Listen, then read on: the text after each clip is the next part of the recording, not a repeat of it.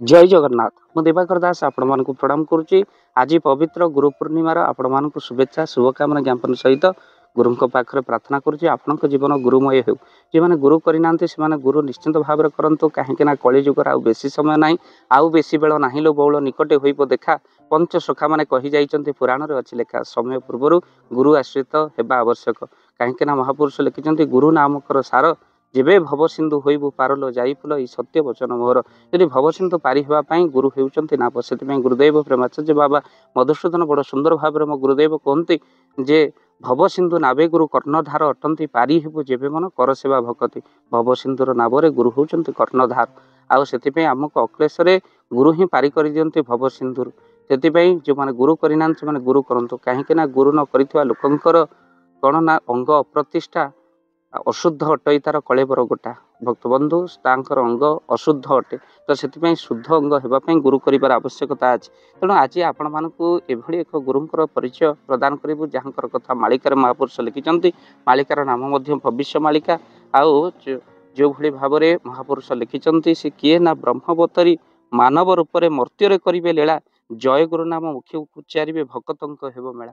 भक्तबंधु ब्रह्म अवतरती मर्त्य मानव रूप लीला करती आज से गुरुंकर परिचय करूँ जहाँकर आश्रय नहीं लक्ष लक्ष कोटि कोटि भक्त शिष्य मान तरीजे। आउ महापुरुष कहते ब्रह्मवतरी मानव रूप में मर्त्य करेंगे लीला जय गुरु नाम मुख्य उच्चारे भक्तों हेब मेला।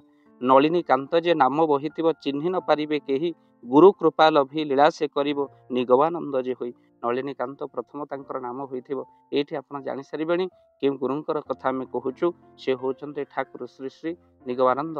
आउ भक्तबंधु जहाँकर चरित कथा मालिकार महापुरुष कहते नलिनी कांत जे नाम बही चिन्ह न पारे कहीं गुरु कृपा लभी लीला से कर निगवानंद हुई आपण जानिचंती जो ठाकुर श्री श्री निगवानंद जे कि बामाक्षेप को गुरु करते आउ भक्तबंधु गुरु कृपा करी सी कौन करचंती जे कि प्रेमिक गुरु मध्य करचंती आउ जे कि संसार भितर तरीबा पई जीव को बाट देखैचंती। समस्त गुरु संसार भितर को आछंती जे कहिचंती जे इष्ट साधना कर इष्टवृत्ति कर आउ एमिति साधना कर सेमिति किंतु जने ठाकुर आसिले से कहले तुम्हें केवल मते भल पाउथ तुम पे सब साधना सारी देछि से होचंती ठाकुर श्री श्री निगवानंद। आ जहाँकर कथा को आज आम आलोचना करुचु पुनश्च महापुरुष कहते लीलाचले रही लीला से करिबो संघ शक्तिर प्रतिष्ठा उत्तम मानव उत्तम गृह जे ए दुई कथार निष्ठा। भक्तबंधु लीलाचल संघ लीलाचल रही लीला करिबा आमे किछि दिन पूर्व मध्य लीलाचल संघ तरफ जो निमंत्रण थिला आमे मध्य जाई ठाकुरंकर कथा श्रवण करैचु। से लीलाचल संघ जोठी एबे भी 100 वर्ष र कुटीर रे आमे माने प्रतिष्ठा उत्सव रे जाई पहुंचीथिलु। बड़ा सुंदर कार्यक्रम हेतिला आ समस्त गुरु भाई माने समस्त बहुत आनंद हेले। ये अधम सहित मिसी कहीं गुरु जो मैंने करते जन्म निश्चिंत भाव में रही कृपा समस्त आउ थे जय गुरु कहूँ। तेणु से भाग्यवान तेणु ठाकुर कौटी रे ना लीलाचल रही लीला से करेंगे कहले लीला खेला सारी ब्रह्म बाउड़े जानी न पारे कहीं नर तनु धरी पुणी से आसबे दिन अच्युत कही।